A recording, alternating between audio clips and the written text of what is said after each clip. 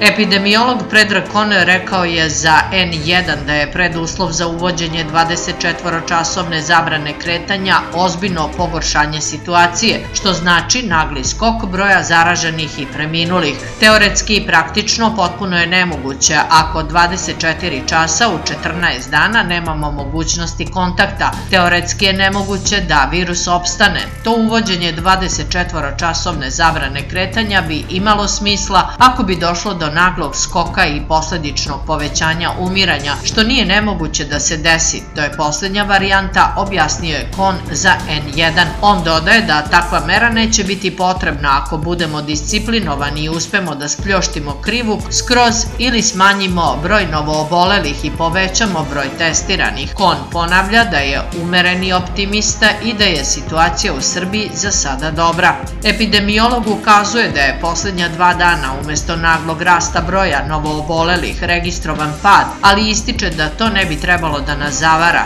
Ističe da ćemo tek kroz 5 ili 7 dana, koliko u 90% slučajeva traje inkubacija, videti da li je u pitanju ozbiljniji pad novozaraženih ili su brojke posledica zagušenja u institutu Torlaka, gde se obavljaju testiranja. Tek posle 5 do 7 dana, ako kontinuirano vidimo pad ili održavanje, tada ćemo moći da kažemo da nema dileme da su mere dale rezultate. Sada je to prerano reći, objašnjava Kon. On kaže da se teže posledice oboljenja pojavljuju 2 nedelje posle otkrivanja virusa korona kod pacijenata, što bi u slučaju skoka broja zaraženih značilo mnogo više ljudi na respiratoru i onih kojima je život ugrožen.